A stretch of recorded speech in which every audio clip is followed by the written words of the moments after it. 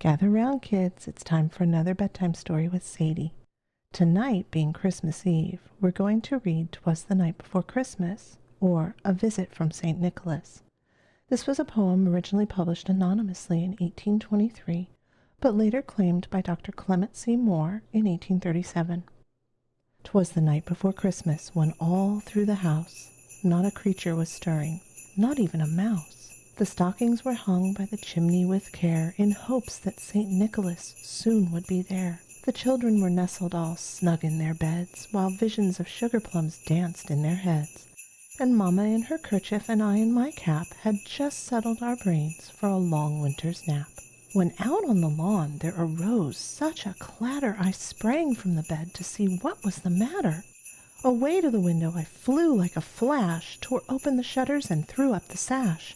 The moon on the breast of the new-fallen snow gave the luster of midday to objects below, when what to my wondering eyes should appear but a miniature sleigh and 8 tiny reindeer, with a little old driver so lively and quick, well, I knew in a moment it must be St. Nick.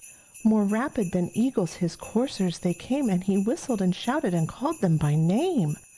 Now Dasher, now Dancer, now Prancer and Vixen, on Comet, on Cupid, on Donder and Blitzen, to the top of the porch, to the top of the wall, now dash away, dash away, dash away all.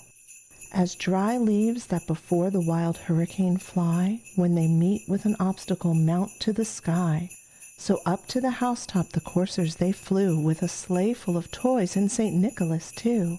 And then in a twinkling I heard on the roof the prancing and pawing of each little hoof. As I drew in my head and was turning around, down the chimney St. Nicholas came with a bound. He was dressed all in fur from his head to his foot, and his clothes were all tarnished with ashes and soot. A bundle of toys he had flung on his back, and he looked like a peddler just opening his pack.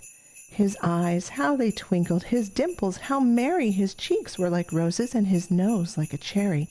His droll little mouth was drawn up like a bow, and the beard on his chin was as white as the snow. The stump of a pipe he held tight in his teeth, and the smoke it encircled his head like a wreath. He had a broad face and a little round belly that shook when he laughed, like a bowl full of jelly. He was chubby and plump, a right jolly old elf, and I laughed when I saw him in spite of myself. A wink of his eye and a twist of his head soon gave me to know that I had nothing to dread. He spoke not a word, but went straight to his work, and filled all the stockings, then turned with a jerk, and laying his finger aside of his nose, and giving a nod, up the chimney he rose. He sprang to his sleigh to give his team a whistle, and away they all flew like the down of a thistle. But I heard him exclaim, ere he drove out of sight, "Happy Christmas to all, and to all a good night."